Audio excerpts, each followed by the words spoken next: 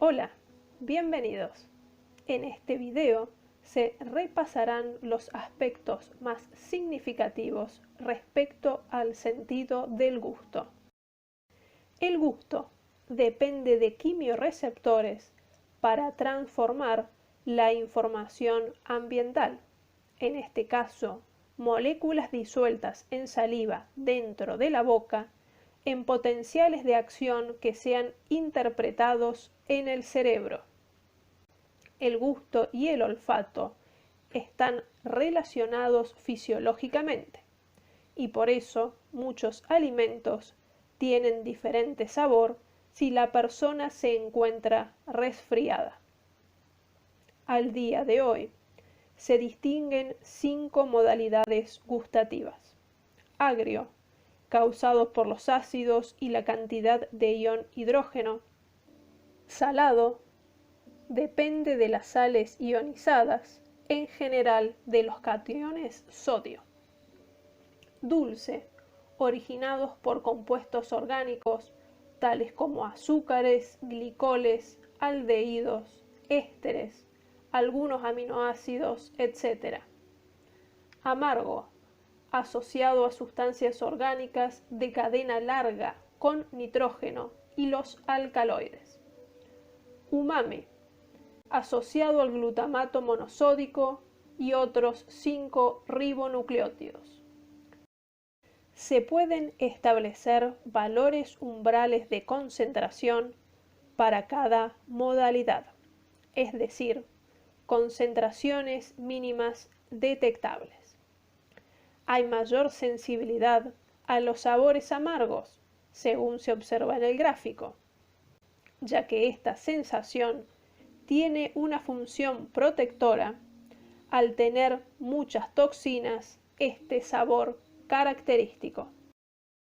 De manera análoga, se pueden generar índices gustativos, es decir, cuán ácida, amarga, etc. es una sustancia en relación a la sustancia de referencia para cada modalidad. Por ejemplo, si observamos en la columna de las sustancias saladas, vemos que el cloruro de potasio tiene un valor de 0,6. Esta sustancia se utiliza en las sales bajas en sodio, y es por esta razón que la gente suele opinar que este tipo de producto no sala igual que la sal de mesa. Los sabores son captados por receptores especializados, ubicados la mayoría en la lengua. Sin embargo, solo 3 de los 4 tipos de papilas linguales tienen yemas o papilas gustativas. Incluye a las papilas fungiformes, con forma de seta y aspecto redondeado. Son más numerosas en la punta de la lengua. Las papilas circunvaladas o caliciformes son grandes y se ubican cerca de la parte posterior del cuerpo de la lengua.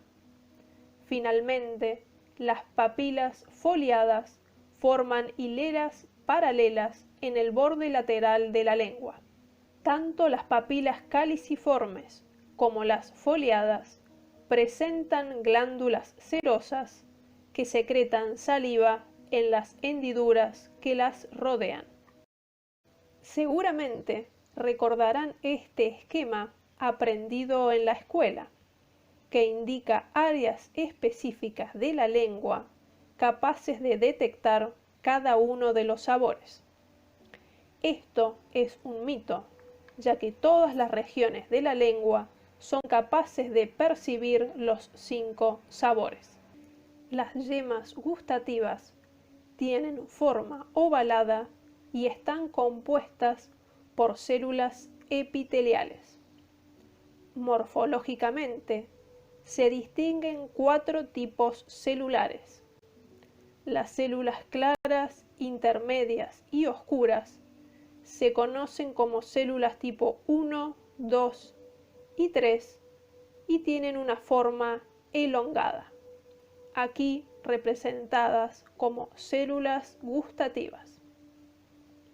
Las células basales o tipo 4 provienen del epitelio circundante y tienen la capacidad de diferenciarse en nuevas células gustativas, ya que éstas se renuevan cada 10 o 15 días.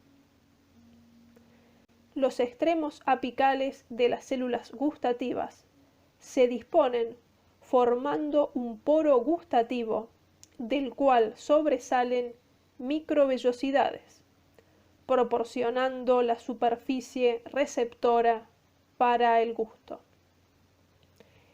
Cada bulbo gustativo está entretejido con fibras nerviosas aferentes que reciben el estímulo de las células receptoras. Cada yema gustativa está compuesta por 50 a 100 células. Las células tipo 1 comprenden casi la mitad del total de las células. Tienen funciones de soporte y se conocen como células tipo glía, ya que expresan proteínas que contribuyen a eliminar el neurotransmisor extracelular dentro de la yema gustativa y no forma contactos sinápticos. Las células tipo 2 constituyen un tercio del total y funcionan como células quimiorreceptoras para el sabor dulce, amargo y umami. Se comunican con las fibras nerviosas aferentes mediante un sistema atípico de canales de gran tamaño a través de la membrana. Las células tipo 3 solo representan del 2 al 20%. Detectan los sabores ácidos y por exocitosis vesicular transmiten la información a la fibra nerviosa, razón por la cual se llaman células presinápticas. Las células receptoras o tipo 2 utilizan receptores acoplados a proteína G. Cada célula expresa receptores para un tipo específico de sabor y coexisten diferentes tipos de células tipo 2 en la misma yema gustativa. Luego de la unión de la molécula del sabor al receptor, las proteínas G asociadas estimulan fosfolipasas que conducen al aumento de la concentración citosólica de calcio. Esto genera despolarización que activa la liberación del neurotransmisor ATP mediante canales de membrana. En el caso de las células presinápticas o de tipo 3, las investigaciones más recientes indican que el estímulo proviene de la acidificación intracelular más que de la presencia de iones hidrógeno extracelulares. No existe consenso respecto al canal iónico involucrado en este proceso. El ingreso de protones genera despolarización, incremento del calcio intracelular y activación del proceso de exocitosis del neurotransmisor serotonina. La liberación de ATP y serotonina dispara potenciales de acción en las terminales nerviosas primarias. También se liberan otros neurotransmisores en cantidades minoritarias. El proceso de transmisión sináptica es regulado por las enzimas secretadas por las células tipo 1, por feedback autócrino en las células 2 y 3 y por comunicación parácrina entre células del tipo 2 y 3. Si las células receptoras sensan los sabores dulce, amargo y umami, mientras que las células presinápticas son estimuladas por los sabores ácidos. ¿Qué pasa con el sabor salado? A la fecha, no hay información consistente respecto al tipo celular que transduce el estímulo del cloruro de sodio y respecto a cuál es el mecanismo de transducción implicado en humanos. Estudios señalan al conducto epitelial de sodio sensible a amilorida como necesario para la detección de los sabores salados en roedores, pero no se ha demostrado esto en humanos. Los impulsos nerviosos de las yemas gustativas presentes en el 2/3 anterior de la lengua se dirigen por la rama de la cuerda del tímpano del nervio facial.